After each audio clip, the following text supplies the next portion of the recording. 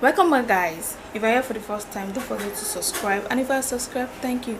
Today we want to DIY zahrascarf, so let's get started.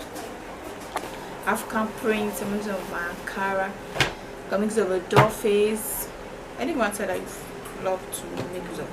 The other thing I have that's going to give for the Zahra, that's our Walden, is this is thick Walden. I've already cut it out. Let me show you how it looks like.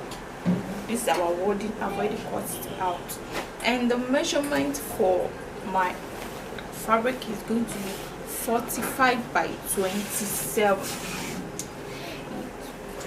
So this side is going to be 45 and this side is going to be 27. And my Walden, I have two.